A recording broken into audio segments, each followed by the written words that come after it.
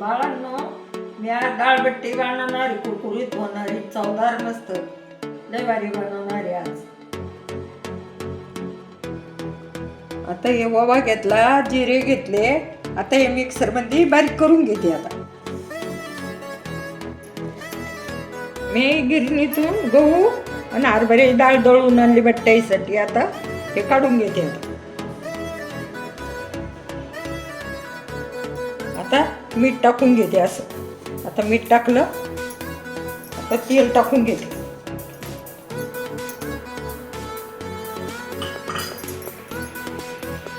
तेल टाकून चांगलं असं हे करून घेते. मी सोडून घेते त्याच्यात.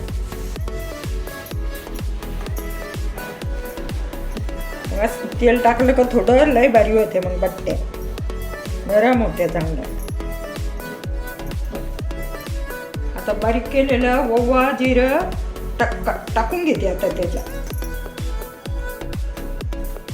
आता मस्त काढून घेते चांगलं.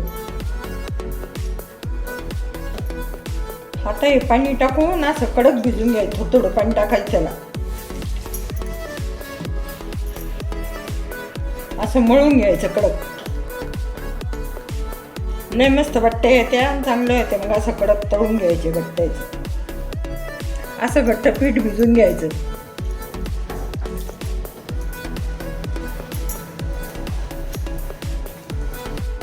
आता हे असं घट्ट पीठ भिजून घेतलं. आता आपण याचे गोळे करून घेतो.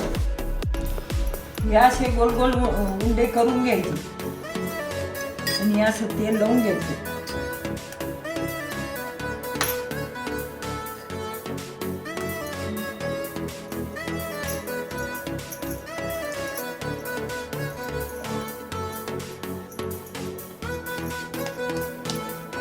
हे असे छोटे छोटे उंडे करून घ्या. असे आता साऱ्या बट्ट्या करून घेतल्या. आता मी त्याच्यात उकडून घेते. आता इडली पात्राला तेल लावून घेते. आता मग याच्यात असे गोळे ठेवून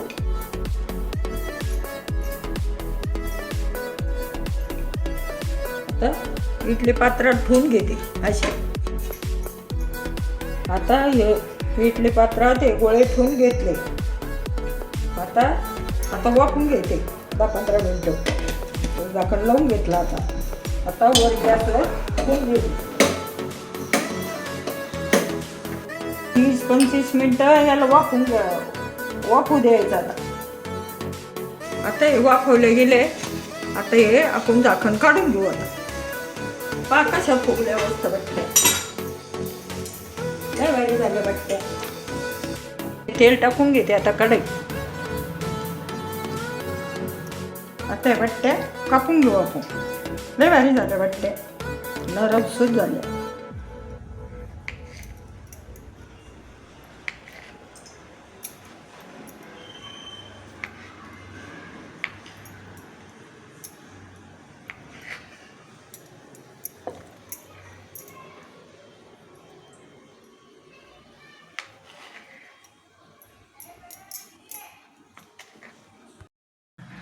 आता तेल तपलं.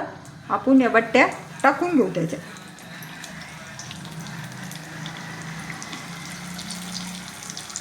आता या बट्ट्या खरपूस तर लाल कलर येऊस्तर तळून घ्यायच्या. या आता आपल्या बट्ट्या तळल्या गेल्या. आता आपण काढून घेऊ. लय मस्त कलर आला त्याला, गुलाबी कलर आला. बाळांनो, मी असं वरण केलं. लुटूपूर टाकेले तुम्ही पहा. लय छान भारी वरण केलं. या बाळांनो, जेवायला बट्टे आहे, वरण आहे, आपण कांदा आहे, वरण आहे, बट्टे आहे, ठेसा आहे.